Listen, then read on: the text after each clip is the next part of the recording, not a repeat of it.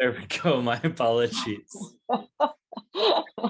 Hello and welcome.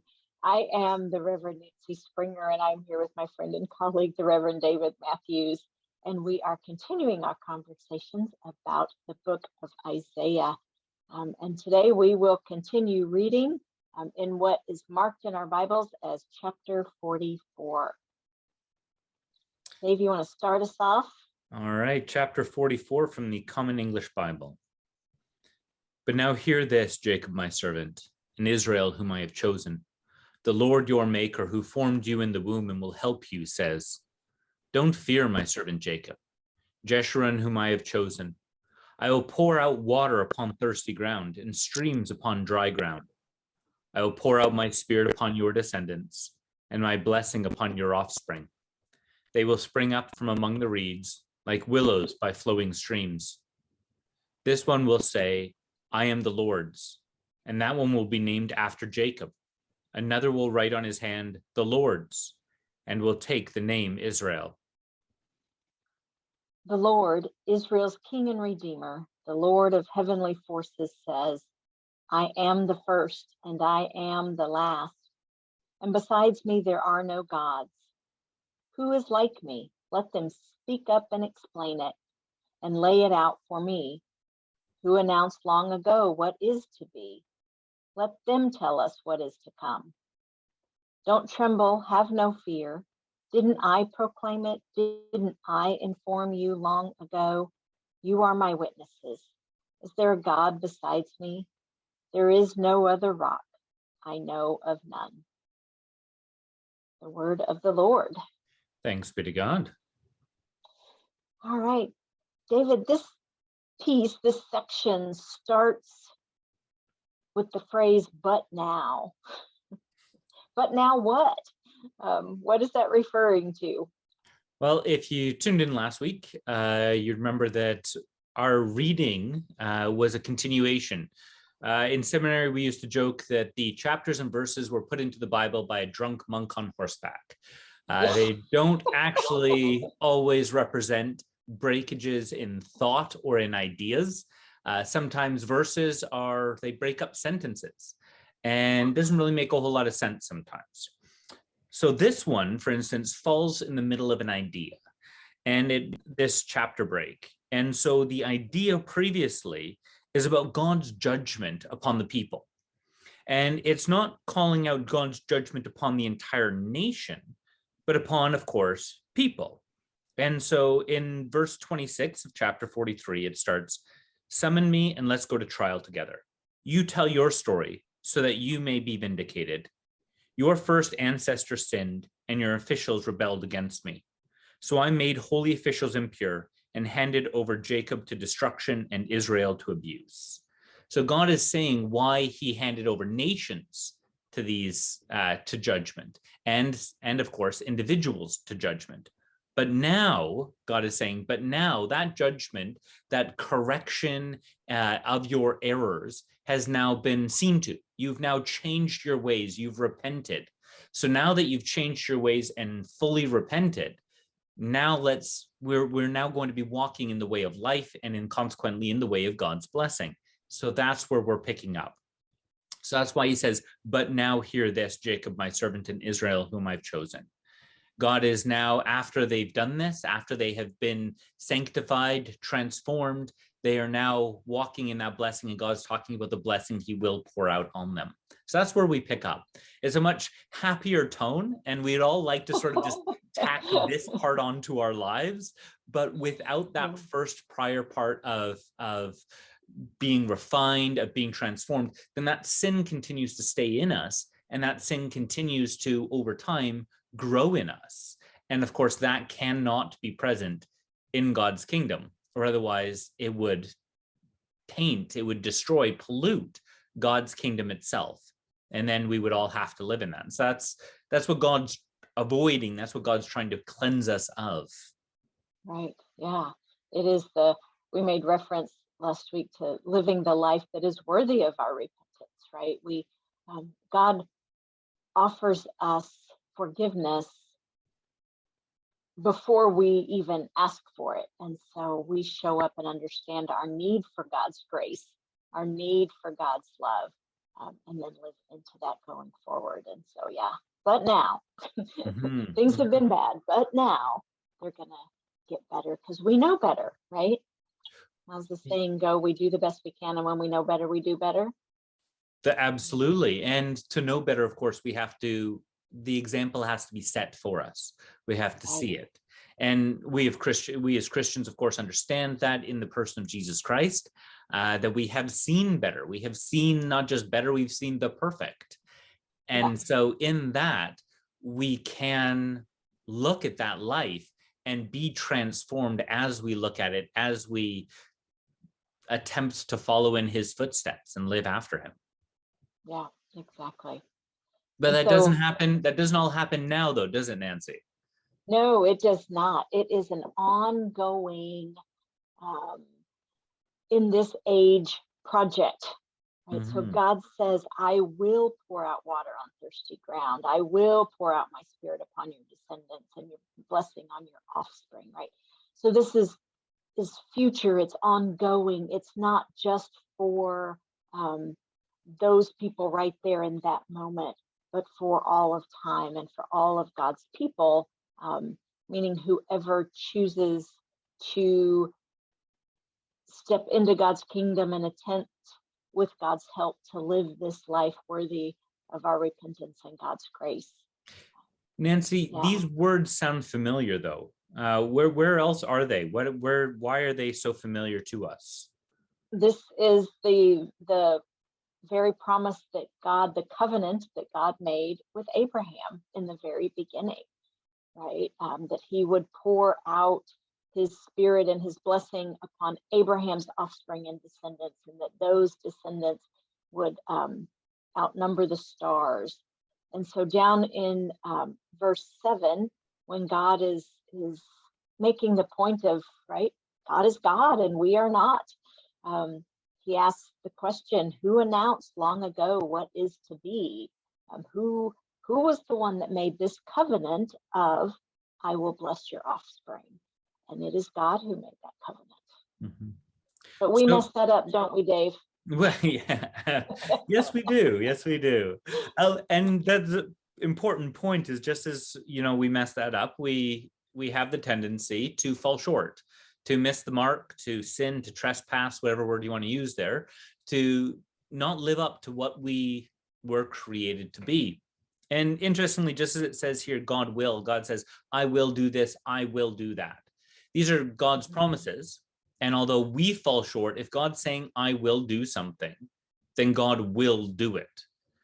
But equally, just as he told Jacob once upon a time, and Abraham and Isaac and all of our ancestors and forefathers of faith, he says he did give them a condition to the blessing. If you do this, I will do that. Here, there doesn't seem to be that conditional statement, but there does still seem to be the call of how the people should act. And so in this statement, in this reading, we see two things that the people of Israel are supposed to do. So first one, of course, in verse 1, it says, but now hear this. So their job is to hear, their job is to listen. And we might not think that that's like a important job, but it's actually listed again and again through Jewish scriptures. In the idea of hearing something, but also in the idea of remembering it. Specifically at the time of Passover, the Jewish people were told to relive this or do this again and do it and remember and remember and remember. Teach your children so that they remember. And even as Christians, Jesus says, do this in remembrance of me. So we as people— And he also says, often, right, those who have ears, let them listen. Absolutely. Right? So that hearing and that remembering and that being a witness, living as God's people, right? We're told that at the end here, you are my witnesses. Those three things have to go together. Absolutely. And this is part of who we're called to be. The second thing in the reading that we're called to do or be is to not fear. So of course we can remember, we know our identity as people of faith, but if we're constantly hearing the voice of the people around us who don't share our faith, and they're constantly disparaging of our faith or offering a different view of the world, if we start to fear, if we start to doubt our own faith, our own precepts, our own traditions, our own creeds, then we are fearing. We are listening to the world more than we're listening to God, to our own faith. And so consequently, if we do that, we're not living up to, again, who we're called to be. Yeah, right. As God says he will, these are things we're called to do. And they don't seem to be conditional in this regard, but they are No. part of the identity of who we are intended to be. Right, right. And, although God gives conditions at times for us, right? I will do this if you do this. Um, Part of the covenantal promise is God is still going to stay faithful to us in relationship, even if we don't follow through with our end, right? The conditions, when he gives good conditions, right? Those are the consequences of if we do what God calls us to do, things will be good. Um, and when we don't, right, then God lets us face the consequences of not, um, and stepping away from God and not living the abundant, thriving life that God would love for all of us to be in as we walk with Jesus. Mm-hmm. And we want to be careful not to get into the idea of the health and wealth gospel, that if only you give more to God, God will bless you. But at the same time, the reason that gospel exists is because there is an element of truth to it. Mhm. And that element is, of course, God has laid down a way of prosperity, blessings and curses, of blessings and woes, as Jesus says in the book of Luke. And if we live in a certain way in the footsteps of Jesus, we are creating blessing in this world. God is pouring down more blessing into our lives for the sake of building his kingdom. Right. And that's the part that the prosperity gospel misses. Yes, Is we absolutely. are blessed so that we can bless others. We are Absolutely. blessed to share, and to give and to offer those blessings to the world, not to hoard them Absolutely. for ourselves. And Yeah. the prosperity gospel sometimes misses the idea that we are to give in good times and in bad times. Yeah. And sometimes and again, this depends on the preacher. And just because a Yep. preacher talks about money does not mean they're a prosperity gospel person. Um, Yep. but we want to remember that we, as you said, are blessed in order to be a blessing.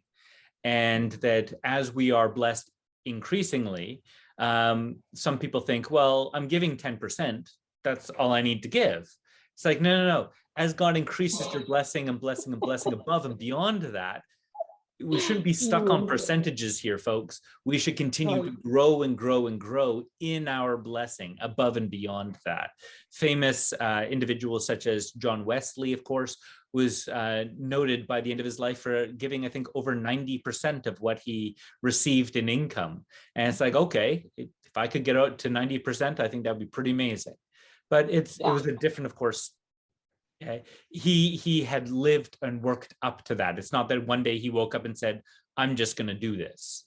And so that's the thing about God, is God says in Malachi, test me and try me in this, right? This is the one area where we're told to test God, is in our giving, giving of ourselves. Now, I'm not just talking about money, of course, but in all ways, it's Mhm. that pouring out. And that comes back to verse 3. I will pour out water upon thirsty ground and streams upon dry land. And God is going to pour out into us for, again, the sake of us giving life to other people. Right. Because what happens with thirsty ground when it is watered, right? Things grow up out of it. Um, and so it is, that imagery is not unintentional, right? That's how the earth produces fruit, is with water. And so when God says he will pour out in us, we will then bear fruit, worthy of our faith. Mm-hmm. Mm-hmm. And interesting to note, of course, in our readings is that this reading tends to lean towards acknowledging that there are other forces in this world other than God. So again, we talked earlier about the voices of the world around us dissuading us from the truth that we know of God.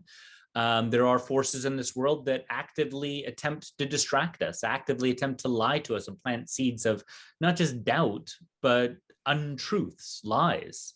And they attempt to take us away from this way of living, from the way, the truth, the life. And as we listen to them, again, we then cut ourselves off from that source of life, from that wellspring of life. But as we hear in these verses as well, specifically in the partway through verse 8, is there a God beside me, capital G? So it's not just saying, is there another spiritual force, but God here with the capital G referencing the one who is the most powerful. In other words, saying, is anyone more powerful than me? Is anything more powerful than me? And the answer is no. You know, the God we worship, the God of Abraham, Isaac, and Jacob, is the capital G God. Not that there aren't other spiritual forces out there, but this is the one who is the champion, the Lord of heavenly hosts. This is the one who we kneel before. Yeah, this whole section is bookended with that, right? The very beginning in verse 2, he says, the Lord your maker. Right? And so then he ends with, is there a God beside me? Is there anyone? I am the one who created you and all people, right? Can there be anyone more powerful than that? Mm-hmm. Yeah, the answer is no. Yeah. And, you know, I like how it says, there is no other rock, I know of none. And it's interesting, of course, that it says where you just pointed out, I formed you in the womb. And looking back to Adam and Eve, of course, he formed them out of the dust. He formed them out of the ground. And he is saying, I am the rock, right? I am the one. I made you in my image. I made you in my essence. I breathed my life, my spirit breathed spirit into you. I marked you as mine. You are of me. And that's what this is all stating and recognizing. And that God is their God. And also they are his people. Mm-hmm. And so marking and recognizing all of this together, it's that relationship with us and God that we're supposed to have, this covenant.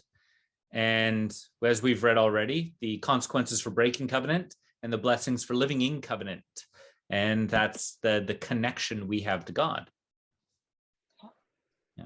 And part of the problem, of course, with the lies that we hear is sometimes this idea or this thought that God will change, or we can reshape the covenant we have with him, or something like that. And no, and important thing for Christians to note, of course, is the covenant we have with Jesus, in essence, is the same covenant. God didn't change who he is. God just said, I'm fulfilling the covenant that I had, and I'm now growing it to all people everywhere. And that's the big marked difference between the covenant between Abraham, Isaac, and Jacob and the covenant through Jesus Christ, is that it encompasses all people, and that the previous covenant's requirements, as far as what the people were supposed to do or how they failed, was fulfilled through and in Jesus. Not that we still don't have things we're supposed to do. Right. Well, we are still supposed to do not be afraid, remember, hear, and listen, and witness, right? These are all things that we are still called to do as God's chosen. Yeah, and that's in Isaiah, from Isaiah before Jesus, and that's still in through Jesus as well. These same ideas continue to come through him and restated by both Jesus and by Paul and Peter afterwards. Absolutely. Yeah, it is a continuation where God moved from choosing one family and one people group to be his witnesses in the world, to choosing everyone. I mean, we were always all chosen, but to say that this is now open to everyone. Please I'm drawing my witnesses, my people, to lead from everyone, and I bring this message out into the world so that all can hear. Absolutely. Yeah. And So, Well, Nancy, is there anything we missed that you want to cover before we end for this section and move on to the next? yeah, I think that's it. I mean, again, this one is a bit of a cliffhanger as well, right? So God has just said, "Is there anyone besides me? Is there anyone like me?" And we hold that thought as we move into this next section of this chapter and talk about making idols for ourselves. Absolutely. All right. Well, folks, thanks for joining us for today.